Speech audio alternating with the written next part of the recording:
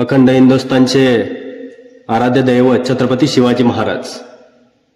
खरं म्हणजे छत्रपती शिवाजी महाराज म्हणजे नक्की कोण? तर वयाच्या 14व्या वर्षी 7 जणांच्या साथीने एक साथ स्वतःच्या करंगळीतलं रक्त रायरेश्वराच्या पिंडीवर अर्पण करून शपथ घेतली स्वराज्य स्थापनेची आणि अवघ्या 35 वर्षात 350 किल्ल्यांवर आपलं मराठी अस्तित्व निर्माण केलं तो राजा शिवछत्रपती. अशाच या राजाच्या पोटी 14 मे 1657 साली एका छाव्याने जन्म घेतला आणि तोच छावा वयाच्या 8व्या वर्षापासून ते वयाच्या 32व्या वर्षापर्यंत असा काही झुंजला की त्याने दिल्लीपती औरंगजेब यालाही घाम फोडला. असा महापुरुष म्हणजे या अखंड हिंदुस्थानाचे दुसरे छत्रपती आणि पहिले युवराज छत्रपती संभाजीराजे भोसले. खरं म्हणजे आपण जर बघितलं तर काय होता 700 ते 800 वर्षांपूर्वीचा इतिहास. काळ्याकुट्ट भयान अंधारागत पसरलेले हे मोगली साम्राज्य. कुणी कधीही यायचं, बाया बापड्या बाटवायचं, लहान लहान लेकरांच्या खुल्याम कत्तली व्हायच्या. शेतकऱ्यांनी मोठ्या घामाने मोठ्या कष्टाने पिकवलेलं पीक हे काही क्षणात घोड्यांच्या टापांखाली आडवं व्हायचं. गावाच्या गावं उद्ध्वस्त व्हायची, गावाच्या गावं पेटवून द्यायचे, पण कुणी त्यांच्या विरोधात ब्रही बोलत नसायचं. आणि अशाच या कालखंडामध्ये संत एकनाथ महाराज त्या पैठणच्या वाळवंटामध्ये उभे राहून त्या पंढरीच्या पांडुरंगाकडे प्रार्थना करतात, विनवणी करतात की हे विधात्या, तू इतका कठोर का झालास देवा? कुठे जाऊन बसलास की जिथून तुला काही दिसेना? तुझ्याच डोळ्या देखत तुझ्याच माता माऊलींची आबरू लुटली जातीये देवा. तुझ्याच डोळ्या देखत तुझ्याच वारकऱ्यांच्या धारकऱ्यांच्या आतून कत्तली होत आहेत देवा. कुठे जाऊन बसलास की जिथून तुला काही दिसत नाहीये? आणि त्याच संत एकनाथ महाराजांचे ते कडवे बोल पंढरीच्या पांडुरंगाच्या कानामध्ये दुमदुमले आणि दिवस उगवला. 19 फेब्रुवारी 1630 जे झोपले होते ते खडबडून जागे झाले, जे जागे झाले ते चालते झाले, जे चालते झाले ते पळत सुटले. भगवी पताका आसमंतात डौलू लागली. शिवनेरीवर उषाकार झाला. छत्रपती शिवाजी महाराजांचा जन्म झाला. जसे गोकुळामध्ये बाळ कृष्ण लीळा करत होते तसेच शिवनेरीवर शिवरायांच्या लीळा चालू झाल्या. बघता बघता दिवसामागून दिवस आणि महिन्यामागून महिने आणि वर्षामागून वर्ष निघून जाऊ लागले. तसे बाळ शिवाजीराजे हे शिवनेरीवर मोठे मोठे मोठे मोठे व्हायला लागले. आणि एक दिवस मासाहेब या अशा खिडकीतून बाहेर पाहतो. त्याने मासाहेबांना समोर दिसलं की राजे या राजांना बाजी पासलकर हे घोडेस्वारी शिकवतात. महाराजांनी घोड्यावरती बैठक घेतली, रकिबीत पाय अडकवल्याने घोड्याला टाच मारली. बेभान घोडा दौडत सुटला. पण पुढे जाऊन महाराजांचा पाय बाजूच्या दगडाला लागला आणि महाराज घोड्यावरनं खाली पडले. आता साहजिकच पडलेले राजे बघून बाजी काका धावते झाले त्यांना आधारासाठी, त्यांना उचलण्यासाठी. तेव्हा इकडून मासाहेबांनी सांगितलं की थांबा, तुम्ही जाऊ नका, राजे स्वतः उठून उभे राहतील. थोड्या वेळाने राजे स्वतः उठून उभे राहिले आणि मासाहेबांजवळ आले आणि मासाहेबांना सांगू लागले की मासाहेब, आपण तर आमच्या मदतीला धावून आला नाहीत, पण येत्या बाजीकाकांनाही आपण रोखलं. मासाहेब असं का केलं मासाहेब? त्याच वेळी मासाहेबांनी सांगितलं की राजे, असंच पुढे जाऊन आयुष्यात तुम्हाला खूप वेळा पडायचं, खूप वेळा तुम्हाला लाख अडचणी येतील, पण तुम्ही पडल्यानंतर तुम्हाला प्रत्येक वेळेस तुमच्या मासाहेब तुम्हाला आदरासाठी नसतील किंवा तुमचे बाजीकाका नसतील. त्यावेळेस तुम्ही पडल्यानंतर, तुम्ही खचल्यानंतर तुम्हाला स्वतःलाच उभं राहायचं राजे. त्याच हिमतीने, त्याच ताकदीने, त्याच जोशाने राजे. आणि तोच आदर्श, तोच पायंडा महासाहेबांनी महाराजांना घालून दिला आणि तोच आदर्श आणि तोच विचार महाराजांनी आपल्या मनामध्ये ठेवला. आणि ज्यावेळेस पुरंदरचा तह झाला त्यावेळेस आपल्याला माहिती आहे 23 किल्ले आणि 4 लाख होरांचा केंद्रशासित प्रदेश हा महाराजांचा मोगलांकडे गेला. मग महाराज हरले. महाराजांनी स्वराज्याचं स्वप्न सोडलं. एक साधी गोष्ट म्हणजे ज्या वेळेस शिवाजी महाराजांचे वडील शहाजीराजे यांना आदिलशहाने कैद केलं होतं त्यावेळेस आदिलशहाची अशी मागणी होती की शिवाजीराजांनी आम्हाला 1 किल्ला द्यावा, आम्ही शहाजीराजांना सोडून देऊ. म्हणजे स्वतःच्या बापाच्या बदल्यात, स्वतःच्या बापाच्या कैदेच्या बदल्यात, स्वतःच्या बापाच्या सुटकेच्या बदल्यात महाराज 1 किल्ला देत नव्हते. आणि इथे एकाच वेळेस 23 किल्ले गेलेत. काय वाटलं असेल महाराजांना? म्हणजे एका गडासाठी एक किती मावळे खर्ची पडले असतील, किती जणांनी आपलं रक्त या गडकिल्ल्यांवरती या मातीमध्ये सांडलं असेल. म्हणजे एकाच वेळी 23 किल्ले महाराजांचे गेलेत मोगलांकडे. काय निराशा दाटली असेल महाराजांची. पण महाराजांनी ते 23 किल्ले घेतलेच, पण पराजयाचा कसा विजय करायचा हेही दाखवून दिलं. म्हणून या अखंड भूतलामध्ये, या अखंड भारत भूमीमध्ये छत्रपती शिवाजी महाराज असे एक आणि एकमेव राजे झाले की त्यांची ख्याती आज गेली 350 ते 400 वर्षांनंतर सुद्धा पूर्ण भारतभर आहे. खरं म्हणजे आपण जर बघितलं तर छत्रपती शिवाजी महाराजांच्या इतिहासाचं वेगळेपण आहे. ते वेगळेपण म्हणजे नक्की काय? ते वेगळेपण कुठं आहे? एक साधं उदाहरण सांगतो. ज्यावेळेस शाहिस्तेखान नावाचा सरदार हे 1.25 लाखाचं सैन्य घेऊन ज्यावेळेस पुण्यात आला होता, लाल महालात तळ ठोकून बसला होता, त्यावेळेस त्याचा बंदोबस्त करण्यासाठी महाराज त्या 75,000 सैन्याच्या घोळक्यात फक्त 100 मावळे घेऊन घुसलेत. फक्त 100 मावळे. 75,000 सैन्याचा घोळका आहे आणि तिथे 100 मावळे महाराज घेऊन घुसतायत. आणि खानाची बोटं तोडून बाहेर येताना किती? 100च्या 100ही. म्हणजे एक सुद्धा मावळा महाराजांनी गमावला नाही, एक सुद्धा. आणि महाराज तिथून फरार झाले. महाराज निघून गेल्यानंतर तिथे एकदम गोंधळच उडाला. तिथे खानाची बायको खानाजवळ आली आणि खानाला सांगू लागली, हुजूर हुजूर हमारी बेटी लापता है, शायद शिवाजी तो नहीं ले गया होगा ना उठा के.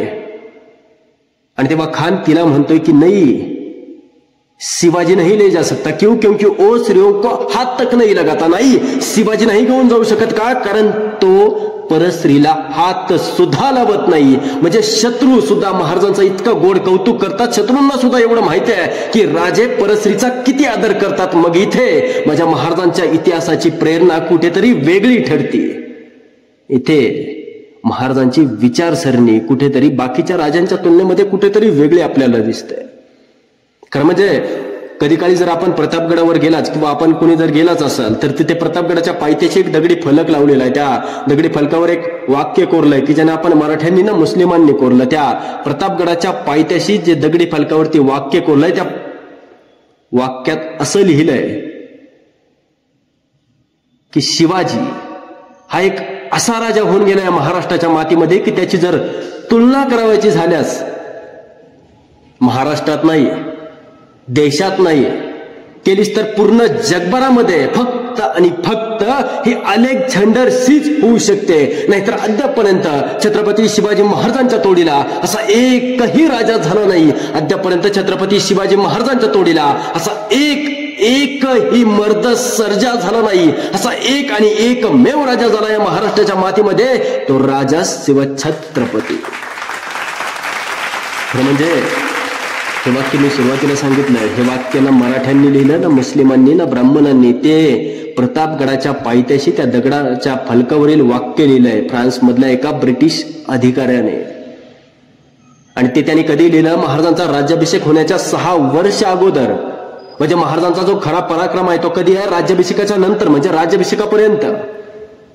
जर त्यांनी ते राज्याभिषेकानंतर लिहिलं असतं तर ते वाक्य असं असतं की छत्रपती शिवाजी महाराज हे असे एक आणि एकमेव राजे झाले या महाराष्ट्राच्या मातीमध्ये की त्यांची तुलना या पूर्ण आसमंतामध्ये कुणाशीच होत नाही, अजिबात नाही. आणि असा राजा आपल्या या भारतभूमीच्या मातीला लाभला, या महाराष्ट्राच्या मातीला लाभला. खरं म्हणजे आज तुम्ही ज्या मातीमध्ये बसला आहात ती माती म्हणजे साधीसुधी माती नाही.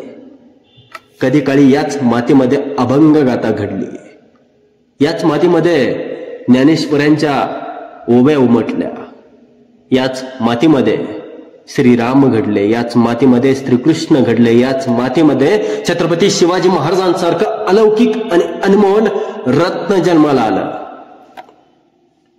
याच मातीमध्ये छत्रपती संभाजीराजांसारखं बलिदान देणारं व्यक्तिमत्व जन्माला आलं. याच मातीमध्ये भगतसिंग, सुखदेव, राजगुरू निपजले.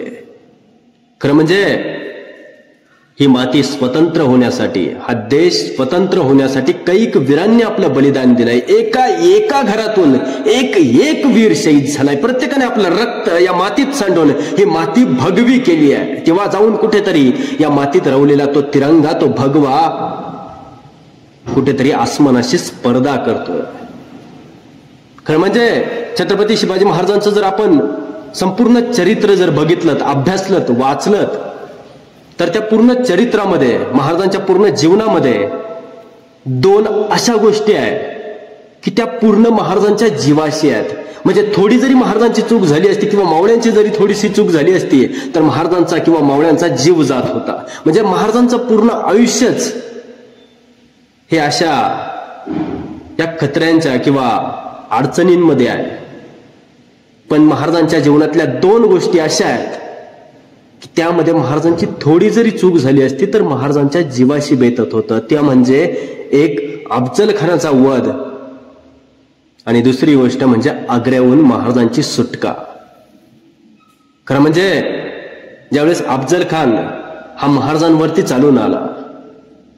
आता अफजल खान म्हणजे कोण? अफजल खान म्हणजे साधा सुद्धा नाही. अफजल खान म्हणजे ज्याने कधी काळी औरंगजेबाला कैद केलंय, तो अफजल खान ज्याने कधी काळी शिवाजी महाराजांचे वडील शहाजीराजे यांना कैद केलंय, तो अफजल खान शिवाजी महाराजांवरती चालून येतोय. ज्या अफजल खानानं संभाजीराजे म्हणजे शिवाजी महाराजांचे बंधू संभाजीराजे यांना जीवाशी ठार मारलंय, तो अफजल खान ज्याने कधी काळी कनकगिरीच्या युद्धामध्ये त्या राजाचा पराभव केलाय, तो अफजल खान शिवाजी महाराजांकडे चालून येतोय. ज्या अफजल खानानं मथुरा शहर उद्ध्वस्त केलंय. कुणी म्हणायचं औरंगजेब, कुणी म्हणायचं अफजल खान हा पहारीचं कडं हाताने वाकवून करतो, कुणी म्हणायचं अफजल खान हा भेटून चिरडून मारतो. काही अफवा पसरायचे आणि अफजल खानाची ताकद होती ही तेवढीच. असा अफजल खान शिवाजी महाराजांवरती चालून आलोय. काय वाटलं असेल महाराजांना, काय वाटलं असेल मासाहेबांना?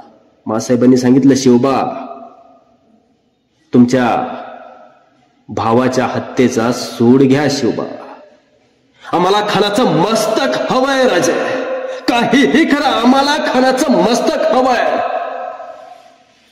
आणि खान विजापुराहून निघाला आणि इकडे राजगडावरच्या राजाचं नियोजन चालू झालं. खरं म्हणजे एखादा सेनापती मोहिमेवरती निघतो, युद्धासाठी निघतो आणि त्याच्याबरोबर जे हत्ती असतो तो हत्ती म्हणजे सेनापतीची खरी ओळख असते. महाराजांनी काय केलं? अफजल खान तिकडून निघाला, विजापुरावरून अफजल खान निघाला आणि महाराजांनी त्याचा हत्तीच मारला. म्हणजे अफजल खानाला आपण रणात पराभव करू शकत नाही पण मनात करू शकतो. मग महाराजांनी त्याचा हत्ती मारला. त्यानंतर अफजल खान इतका खचला मनात, इतका की त्याने स्वतःच्या 65 बायकांचा बळी घेतला. म्हणजे त्याला स्वतःवरच विश्वास राहिला नाही की मी परत पाठीमागे येईल. म्हणजे एवढा बहादूर अफजल खान हा मनात खचला. तर म्हणजे एकदा की मनात खचलेला योद्धा रणात कधीच जिंकू शकत नाही, अजिबात नाही. महाराजांनी त्याला मनात हरवलं. अफजल खानाने आपल्या 65 बायकांचा बळी घेतला, मारल्या आणि पुढे निघाला. आता अफजल खानाने काय केलं? आपल्या हिंदू धर्मावरती घाला घातला. आपल्या ज्या हिंदू धर्माचे जे देवदेवळं आहेत हे सगळे उद्ध्वस्त करत निघाला. अफजल खान निघाला. अफजल खानाला पंढरपूरचे मंदिर उद्ध्वस्त त्याने केलं. पंढरपूरच्या ज्या विठ्ठलाचं जे मंदिर आहे आणि त्या मंदिरातली जी मूर्ती आहे ती मूर्ती पुजाऱ्यांनी कणगीमध्ये लपवून ठेवली, त्यामुळे ती मूर्ती वाचली. त्याने ते मंदिर फोडलं. त्यानंतर पुढे गेला, तुळजापूरच्या माता भवानीची मूर्ती त्याने फोडली. त्यानंतर पुढे गेला, दांडगापूर उद्ध्वस्त केलं. त्यानंतर पुढे गेला, पूर्ण गावं बेचिराग करत निघाला. म्हणजे अफजल खानाबरोबर फौज आहे 35,000. आता ही 35,000ची फौज एखाद्या गावातून किंवा एखाद्या शहरातून जर गेली तर पाठीमागं काहीच उरत नव्हतं. छोट्या छोट्या लहान लहान लेकरांची खुल्याम कत्तल चालली होती. बाया बापड्या लुटल्या जात होत्या, बाजारात विकल्या जात होत्या. शेतकऱ्यांची उभी पिकं आडवी होत होती. हैदोस घालत तो अफजल खान निघाला. आणि असा अफजल खान महाराजांनी वाईद बोलवला. महाराजांनी बोलवला मोठ्या युक्तीने, मोठ्या बुद्धीच्या जोरावर. वाईत आल्यानंतर महाराजांनी अफजल खान प्रतापगडाच्या पायथ्याशी बोलवला आणि अफजल खान महाराजांनी फाडला. आता महाराजांनी अफजल खान कसा फाडला, काय केलं, हे इतिहास सगळ्यांना माहित आहे. पण त्यानंतर खरी गोष्ट काय झाली, महाराजांनी अफजल खान प्रतापगडाच्या पायथ्याशी फाडला आणि त्याची दहशत इतकी बसली की त्यानंतर महाराजांनी अफजल खान फाडला आणि त्यानंतर जे सैन्य होतं किंवा महाराजांचे जे मावळे होते ते असे काही त्या सह्याद्रीच्या काळ्या पठारावरनं पळत सुटले. तो विजयाचा आनंद साजरा करत त्यानंतर पुढले 18 दिवस महाराज थांबलेच नाहीत. म्हणजे महाराजांनी अफजल खान फाडल्यानंतर महाराज आणि मावळे असे काही बेभान पळत सुटलेत गड जिंकत की ते 18 दिवस थांबलेच नाहीत. त्या मावळ्यांनी आणि महाराजांनी अफजल खान फाडून प्रतापगडापासून ते पन्हाळ्यापर्यंतचा प्रदेश म्हणजे त्या 18 दिवसात महाराजांनी 1.5 पट स्वराज्य वाढवलं, फक्त दहशतीच्या जोरावर. म्हणजे लोक जे वाट बघत होते की आता अफजल खान शिवाजी महाराजांना मारून घेऊन येईल किंवा अफजल खान शिवाजी महाराजांना जिवंत घेऊन येईल, त्या ठिकाणी त्या उलट महाराजांनी अफजल खान फाडला. आणि जे वाट बघत होते की अफजल खान साहेब आमचे येतील, तिथे शिवाजी राजे आले. वरून गडकरी घाबरले. अरे असेच म्हणजे दहशतीखाली गडकरींनी चाव्या देऊन टाकल्या. ज्या महाराजांनी अफजल खान फाडला तो आपलं काय ठेवणार आहे. दहशतीखाली महाराजांनी 1.5 पट स्वराज्य वाढवलं. आता ज्यावेळेस महाराज राजगडावरून महासाहेबांचं दर्शन घेऊन निघाले आणि त्यानंतर अफजल खान फाडून ते घरी गेलेच नाही. त्यानंतर ते कुठे गेलेत, पन्हाळ्यावरती गेलेत. तिथे सिद्धी आलाय, तिथे महाराजांना वेढा पडलाय. महाराज तिथे पन्हाळ्याच्या वेढात अडकलेत. म्हणजे कुठल्या माणसाला असं वाटलं नसेल की आपण एवढा पराक्रम केलाय, जाऊन सांगावा महासाहेबांना, महासाहेब एवढा पराक्रम तुमच्या लेकरांनी केलाय. कुठल्या महासाहेबांना वाटलं नसेल की आमच्या राजाच्या लेकराने एवढा पराक्रम केलाय, बघावं एकदा लेकराला डोळे बघून. पण नाही, महाराज घरी गेलेच नाहीत. महाराज गेलेत पन्हाळ्यावर. पन्हाळ्यापर्यंत सगळा मुलूक महाराजांनी घेतलाय आणि पन्हाळ्याच्या वेढ्यात महाराज तिथे जाऊन अडकलेत. तिथे 3.5 महिने गेलेत आणि त्यानंतर परत 3रा शत्रू येतोय. कोण, शास्ता खान, औरंगजेबाने पाठवलेला. म्हणजे एका पाठोपाठ एक शत्रू स्वराज्यावरती चालून येत होता आणि त्याला निबिडपणे उत्तर छत्रपती शिवाजी महाराज देत होते. खरं म्हणजे तिकडून शास्ता खान आलाय, महाराज इकडे वेड्यात अडकलेत. महाराजांना काही झालं तरी वेड्यातून सुटायचं होतं. एकदा की वेड्यातून सुटलो तर काही करता येईल. पण तिकडून शास्ता खान येतोय, काही झालं तरी वेड्यातून सुटलं पाहिजे. आणि महाराजांनी नियोजन आखलं आणि महाराज सुटले. गुरुपौर्णिमा आहे त्या दिवशी. गुरुपौर्णिमेच्या दिवशी महाराज वेड्यातून सुटले. महाराजांबरोबर आहेत 600 बांधल आणि 2 मातब्बर सरदार, एक फुलाजी प्रभू देशपांडे आणि 2 बाजीप्रभू देशपांडे. महाराज धावतायत जीवाच्या आकांताने धावतायत. कारण पाठीमागे सिद्धीचा अफाट सेनासागर. सिद्धीला तपास लागला, महाराज सुटलेत. सिद्धीने लगेच पाठीमागे सिद्धी मसूदला घेऊन सैन्य पाठवलं आणि महाराज पुढे धावतात. सिद्धी मसूदचं सैन्य पाठीमागून धावताय. महाराज धावतात आणि अखेर गोडखिंड आटोपली. माजी राजांना आडवाद झाला की राज थांबा, तुम्ही एक काम करा, या 600 मधले 300 बांधल घेऊन तुम्ही पुढे व्हा, विशालगड गाठा. मी हे 300 बांधल घेऊन इथं थांबतो, या घोडखिंडीत लढतो. तोपर्यंत जोपर्यंत तुम्ही विशालगडावरती पोहोचत नाहीत राजे, तोपर्यंत मी ही घोडखिंड अडवून धरतो राजा, तुम्ही निघा राजा. राजे म्हणतात, नाही बाजी, असं तुमच्या एकट्याच्या खांद्यावरती स्वराज्य सोपवून निघून जायला राजा नाही झालो आम्ही. लढू इथंच, मरू इथंच. जोपर्यंत जीवा हात रग आहे, मनगटात ताकद आहे, तोपर्यंत इथंच बाजी. नाही हटायचं आता. येऊ दे त्या सिद्धीचं सैन्य, त्याचं लाख तर आपले 100 भिडू त्या सिद्ध्याला. बाजी सांगतायत, नाही राजा निघा राजा. लाख मेला तरी चालतील राजा, पण लाखांचा पालनहार जगला पाहिजे राजा. निघा तुम्ही. आणि आज या घोडखिंडीत जर आमचं काय बरं वाईट झालं ना राजा, तर तुम्ही आमचं कुटुंब वाऱ्यावर सोडणार नाहीत राजा, आम्हासनी खात्री आहे राजा. त्यामुळे आम्ही मरणाला बी घाबरत नाही राजा, तुम्ही निघा. आणि राजे निघाले. विशालगडाच्या दिशेने घोडे दौडत सुटले आणि त्याच वेळी घोडखिंडीत उभा ठाकला तो मर्दम मराठा मावळा बाजीप्रभू देशपांडे आणि कडाडला. येऊ दे त्या यौवनांना, अखेर त्यांना त्यांच्या मरणाची जागा कळली तर. आणि यौवन आले, यांना काही माहित नाही, ठाऊक नाही. यौवन किती आहेत? 5,000. खिंडीत सैन्य किती आहे महाराजांचं किंवा बाजीप्रभूंचं? 300. आता बाजीप्रभूंना काय केलं? या 300 मावळ्यांची स्ट्रॅटेजी अशा प्रकारची केली, नियोजन असं केलं की घोडखिंडीच्या पहिल्या तोंडावरती 100 मावळ्यांची तुकडी ठेवली आहे. म्हणजे येणारं सैन्य किती आहे? 5,000. पर घोडखिंडीची रचना अशा प्रकारची आहे की एकदाच 5,000 सैन्य ती घोडखिंड पार करू शकत नाही. मग आलेच तर किती येतील? 1,000 येतील. मग ते 1,000 सैन्य हे 100 मावळ्या अंगावरती घेतील. म्हणजे एका मावळ्याला 10 अश्मांशी लढायचं. पण ना एका मावळ्याची तक्रार आहे, ना बाजीप्रभूंची माघार आहे. आणि त्याच्यात पाठीमागे एक 35 मावळ्यांची तुकडी, म्हणजे ती तुकडी पार करून जर कोणी मोगल मागा आला तर हे 35 मावळ्यांची जी तुकडी आहे ही त्याच्यावर आक्रमण करेल. पण त्याच्यातूनही कुणी पाठीमागे गेला तर त्याच्याच पाठीमागे एक 65 मावळ्यांची तुकडी, त्याच्यातूनही पाठीमागे गेला तर त्याच्याच पाठीमागे एक 100 मावळ्यांची तुकडी. म्हणजे बाजीप्रभूंनी ते 300 मावळ्यांची नियोजन असं केलं की येणारं 5,000 नाही 5,00,000 जरी सैन्य आलं तरी घोडखिंड पार करू शकत नाही, याची बात नाही.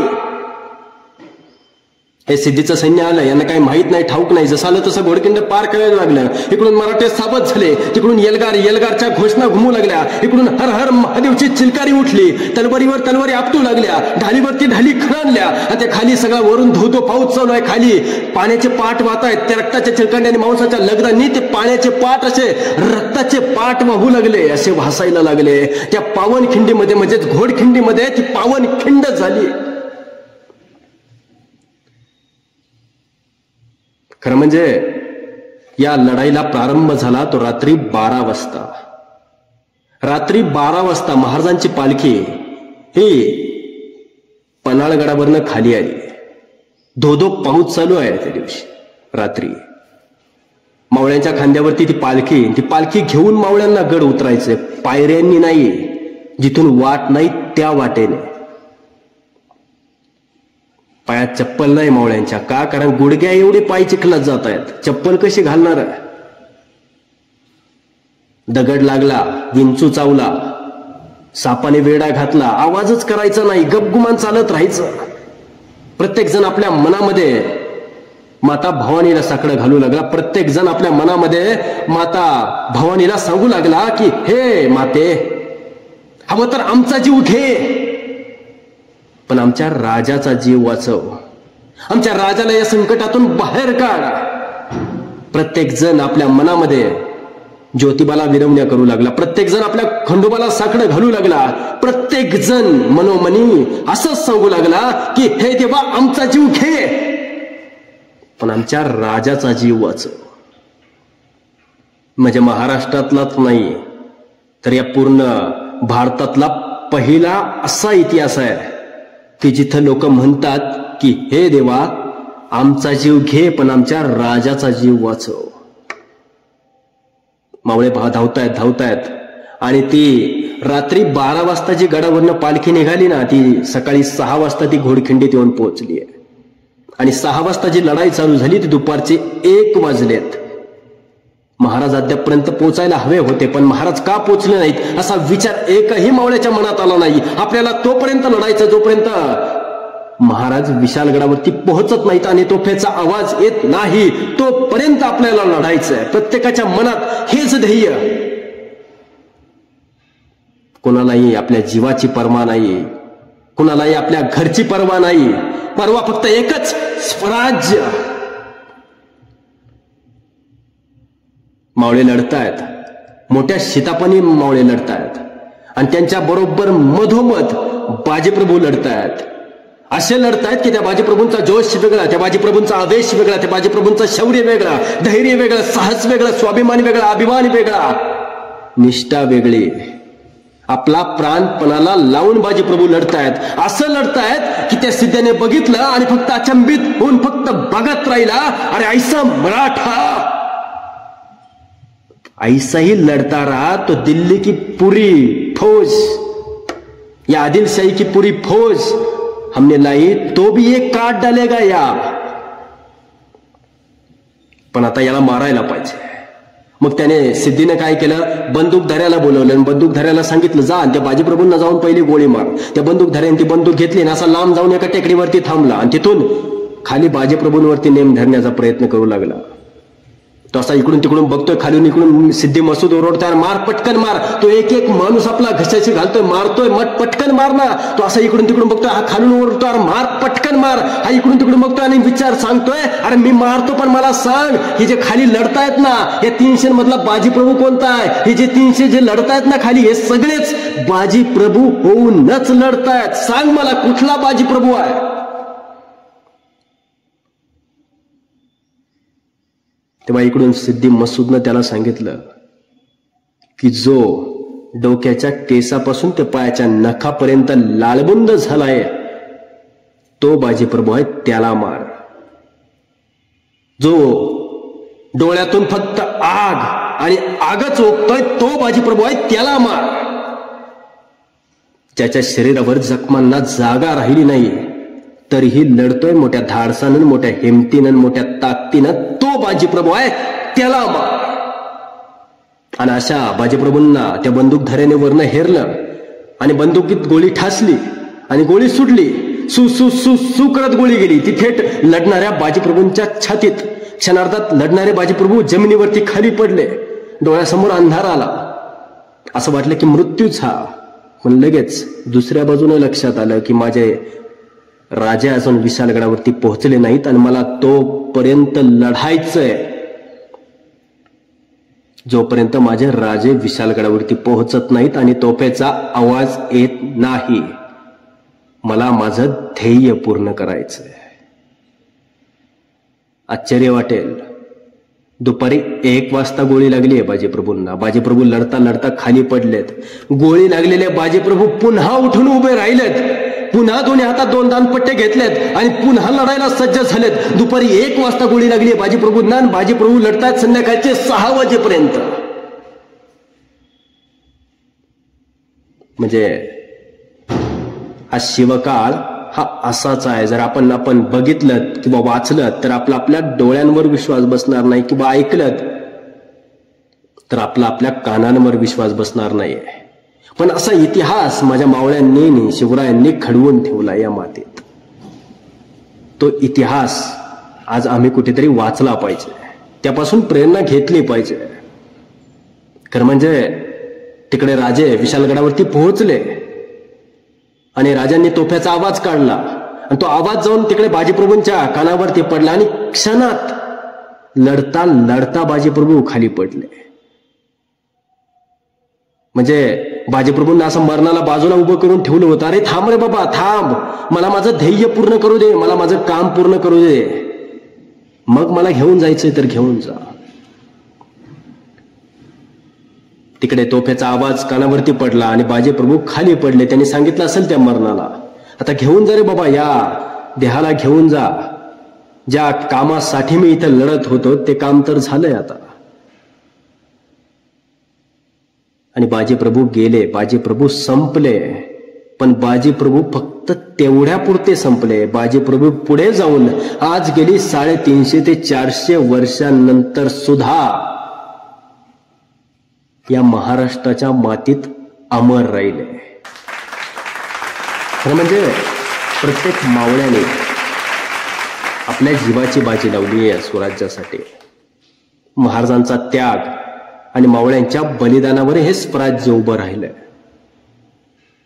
छत्रपती शिवाजी महाराज हे असं एक आणि एकमेव व्यक्तिमत्व आहे की त्यांच्या चरित्रावरती आजपर्यंत, म्हणजे तेव्हाही नाही आणि आज गेली 400 वर्षांनंतर सुद्धा एकही डाग नाही. असं एकमेव चरित्र आहे की त्या चरित्रावरती एकही डाग नाही, अजिबात नाही. म्हणजे एका मावळ्याचा पराक्रम जर सांगायचं म्हटलं तर आता हा जो घाम आलाय तो दुप्पट आहे. मासाहेब अशा खिडकीतून बाहेर पाहत होत्या आणि मासाहेबांना दिसलं एक हिरवं फडकं फडफड करताना. आणि दुखवण्या मासाहेब, राजे विचारते झाले मासाहेब कोण वजा. त्यावेळेस मासाहेब सांगत्या झाल्या, राजे एक सुंदर स्त्री आहे, एक रूपवती स्त्री राजे, अफाट सौंदर्य आहे तिचं, कुणी तिच्याकडे भगवान तिच्या मोहात पडावं राजे. पण राजे त्या स्त्रीला नाक नाही राजे. तसे राजे उत्तर झाले, मासाहेब मग त्या सौंदर्याचा उपयोग काय, त्या सौंदर्याचा अर्थ काय, ज्या अर्थी त्या स्त्रीला नाकच नाही तर काय उपयोग त्या सौंदर्याचा. त्यावेळेस मासाहेब सांगत्या झाल्या, राजे ती सुंदर स्त्री म्हणजे हे आपलं स्वराज्य. कोणीही परप्रांतीयांनी महाराष्ट्रात यावं, या स्वराज्याकडे बघावं आणि याचं गोड कौतुक करावं. राजे अफाट सौंदर्य, पण राजे या स्त्रीला नाक नाही राजे, आणि ते नाक म्हणजे तो कोंढाणा. राजांनी सांगितलं, मासाहेब कोंढाणा घेतला जाईल, बेफिकीरपणे कोंढाणा घेतला जाईल. आणि त्याच वेळी आपल्या पोराची लग्नपत्रिका ही अशी पाठीमागे हातात धरून उभा होता. तो 7-8 फूट उंचीचा, भरदार छातीचा, उमरट गावचा रांगडा गडी. कोंढाण्याचं नाव ऐकलं ती हातातली पत्रिका ती तशी पाठीमागे फेकून दिली आणि सरदिशी पुढे सरसवला. मासाब म्या जातो की, म्या घेतो की कोंढाणा, घेतो की म्या, देवा की आदेश. मासाहेब सांगतात, नाही तान्या, तुझ्या पोराचं लग्न आहे, तू लग्नाला जा. राजे स्वतः मोहिमेवर जातील. आणि दुखवला तानाजी, मासाहेब हाच दिवस दाखवायचा होता वैवा. अहो, रायरेश्वराच्या मंदिरात आम्ही 7 जणांनी शपथ घेतली, तेव्हा आमच्या राजासनी वचन दिलंय, जोपर्यंत आमच्या जीवात जीव आहे तोपर्यंत तुमच्या जीवाला धक्का लागणार नाही. ते काय नाही मासाहेब, कोंढाण्याची मोहीम या तानाजीलाच द्या. आणि मोहीम भेटली. तानाजी आनंदलेला तानाजी घरी आला. घरी आल्यानंतर स्वतःच्या मुलाचं लग्न म्हणजे एका सुभेदाराच्या मुलाचं लग्न, ते उमरटगाव अगदी दमदमून गेलेलं त्या आनंदामध्ये. सगळीकडे सनया चौघड्यांचा आवाज येतोय, नवऱ्या मुलाला हळद लागतीये. अशा वातावरणामध्ये तानाजी घरी आला. घरी येऊन आपल्या दरवाजाच्या समोर येऊन उभा राहिला आणि बायकोला हाक मारली, अगे ताटान ओवाळ, मला मोहिमेवर निघालोय. ती बायकोला काही समजलंच नाही. ती बाहेर आली. अहो, सांगू लागली, काय वेळ बीट लागलं काय तुम्हाला, आपल्या एकुलता एका पोराचं लग्न आहे आणि ते लग्न डावलं तुम्ही, अथवळ्या एवढं लग्न होऊ द्या, नंतर तुम्हाला जायचं तेव्हा जा मोहिमेला. त्यावेळेस तानाजी सांगतोय की मी काय म्हटलं तो नीट ऐकलं नाही. मला मोहीम भेटलीये, मोहीम आहे शिवाजीराजांची. शिवाजीराजांची मोहीम कुणा ऐऱ्यागऱ्याला भेटत नाही, ती माझ्या नशिबात आहे, ती तुझ्या नवऱ्याच्या नशिबात आहे, ती मला भेटलीये. ताटान ओवाळ, नाहीतर असा निघालो बघ. ती बिचारी बायको घरामध्ये गेली, ताटानं ओवाळायला लागली आणि ओळता ओळता ज्योत विजली. ती आणखीच घाबरली. आता घाबरलेली बायको बघून तानाजीनं काय करावा. तानाजी पुढं झाला आणि स्वतःच्या हाताने बायकोच्या कपाळावरील असणारं कुंकू पुसून टाकलं आणि सांगितलं, आता ज्यावेळेस कोंढाणा स्वराज्यात येईल आणि आम्ही मोहिमेवरून परतून येऊ, त्यावेळेस स्वतःच्या हाताने तुमचा मळवट भरू. आणि निघाला तानाजी, सोबत आहे भाऊ सूर्याजी आणि शेलार मामा. आला कोंढाण्याच्या पायथ्याशी. कोंढाणा अंधारामध्ये गुडुप्प झालेला. तानाजीने एकच आवाज दिला, घोरपडे. आणि पाठीमागण्या सैन्यातून 2 चपळ कुणीतरी पुढे आलं. तानाजीने त्याच्या हातावरती दोर ठेवला आणि ते दोर घेऊन ते 2 माणसं असे सप सप सप सप सप कडा चढायला लागले आणि काही क्षणात त्यांनी तो गड चढला. आता आणखी एक गोष्ट या इतिहासामध्ये, काही इतिहासकारांच्या मते तानाजीकडे घोरपड होती आणि काही इतिहासकारांच्या मते घोरपडे नावाचे 2 सरदार होते. खरी वस्तुस्थिती जर बघितली तर घोरपडे नावाचे 2 सरदार होते. कारण ज्यावेळेस घोरपड वर चढते त्यावेळेस ती दोर घेऊन वर चढेल, पण तिथे बांधेल कसं. त्यामुळे ते घोरपडे नावाचे जे 2 सरदार ते वरती चढले, तिथे दोर बांधला आणि रस्सी खाली फेकली. आणि रस्सी खाली फेकल्यानंतर तानाजीने आदेश दिला आणि मावळे गड चढायला लागले. सर सर सर सर मावळ्याने गड चढला. आणि त्या काळ्या कुट्ट भयान अंधारात ते मावळे असे काही बेभान दौडत सुटले की जे झोपले होते त्यांना आडवे कापत, जे उभे होते त्यांना उभे कापत, सर सर सर सर मावळे पुढं पुढं पुढं पुढं सरकू लागले. एकच आकांत आकांत म्हणला. रात्र थरारली, काळोख थरारला. त्या काळ्या पाण्यावरची पाखरं फड फड फड फड करत उडाली. त्या ढाल्यांच्या आवाजाने, त्या तलवारींच्या आवाजाने तो कोंढाणा दुमदुमून गेला आणि समोरून आला उदयभान आणि त्याला जाऊन भिडला. 7-8 फूट उंचीचा, भरदार छातीचा, उमरट गावचा रांगडा गडी तानाजी मालुसरे. एकाच्या एका जंग पिछाड झाली. तानाजी लढतोय.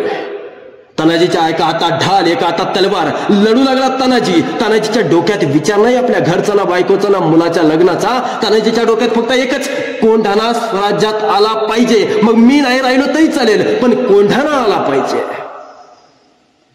तानाजी लढतोय. लढता लढता बघता बघता तानाजीचे ढाल तुटले, पण थांबणारा तानाजी ऐका अजिबात नाही. तानाजीने काय केलं, कमरेला असणारा शिला काढला आणि गुंडाळा हाताला. लढू लागला तानाजी परत त्याच जोशाने, त्याच हिमतीने, त्याच ताकदीने. अरे ज्या घावानं अक्षरच्या पोलादी ढाल तुटली, तोच घाव तानाजी आपल्या हातावरती पेलतोय. निळ्या छातीनं तानाजी लढतोय. लढतोय आपल्या स्वराज्यासाठी, लढतोय कोंढाण्यासाठी, लढतोय आपल्या मराठी दौलतीसाठी, लढतोय आपल्या राजाला सबूत दिलाय त्या शब्दासाठी. बघता बघता हात तानाजींचा तुटला, पण तानाजी थांबणाऱ्यातले नाहीत. एका हाताने तानाजी लढू लागले. त्या उदयभानाचे 2 वार एका हातावरती तानाजी पेलू लागले. लढू लागले तानाजी परत त्याच जोशाने, त्याच हिमतीने, त्याच ताकदीने. ज्या घावाने अक्षरशः पोलादी ढाल तुटली, ज्या घावानं तानाजींचा एक हात तुटला, तो घाव तानाजी एका हातावरती पेलतोय. लढतोय तानाजी. तानाजींना पर्वा नाही आपल्या जीवाची. लढतायत तानाजी. बघता बघता तोही हात तुटला आणि तानाजी निशस्त्र झाले आणि अखेर मातीत पडले तानाजी. आणि युद्धात असा नियम असतो की पडलेल्या योद्ध्यावरती वार करत नाहीत, पण हा नियम फक्त योद्ध्यांसाठीच असतो, कायरांसाठी नाही. त्या पडलेल्या तानाजींच्या शरीरावरती त्या उदयभानाने सपासप तलवारींचे वार केले. आणि तिकडून शेलार मामाने बघितलं आणि कडाडले शेलार मामा. अरे ये ये ये ये उदयभाना, पडलेल्या लेकरावरती काय वार करतोय? मी हत्यासारखा इकडे बघ, तुझा काळ उभा आहे. आणि भिडी 80 वर्षाच्या म्हाताऱ्याला काय म्हटले शेलार मामा?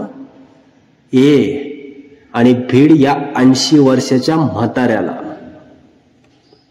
म्हणजे शेलार मामांचं वय किती आहे? 80 वर्ष. आणि उदयभानाचं वय आहे 35 ते 36 वर्ष. म्हणजे 80 वर्षाचा वयस्कर वृद्ध कुठं आणि 36 वर्षाचा नवजवान कुठं? होते का तुलना? हा इतिहास किंवा हा शिवकाळ हा असाच आहे. मी सांगितलं पहिल्यांदाच. जर आपण ऐकलं तर आपल्या कानांवर, आणि जर बघितलं तर आपल्या डोळ्यांवर विश्वास बसत नाहीये. एका मवळ्याचा पराक्रम हा असा आहे. तिकडून तो उदयभान पळत आला आणि मामांवरती वार केला. तो वार चुकत मामाने अशी काय हवे झेप घेतली की त्या उदयभानाचं मस्तक छाटूनच स्थिरावली आणि अखेर कोंढाणा स्वराज्यात आला. स्वराज्याचं नाक आलं. प्रत्येक जण सकाळी राजगडावरती माघारी परतत होता, पण राजांची नजर निहाळत होती ती तानाजीला. मला माझा तानाजी बघायचा आहे, मला माझा तान्ह्या बघायचा आहे. कुठे माझा तानाजी? आणि अचानक काही जणांच्या खांद्यावरती तानाजींचं प्रेत येताना दिसलं. आणि हळहळले राजे, रडते झाले राजे, धावते झाले राजे. अरे रडतो रडतो तर कोण रडतो? या अखंड हिंदुस्थानाचा कैवारी रडतो. आणि का? तर आपला एक सरदार, आपला एक शिपाई गेला म्हणून रडतो. म्हणून या अखंड हिंदुस्थानामध्ये असे एक आणि एकमेव राजे झाले, ते राजे शिवछत्रपती.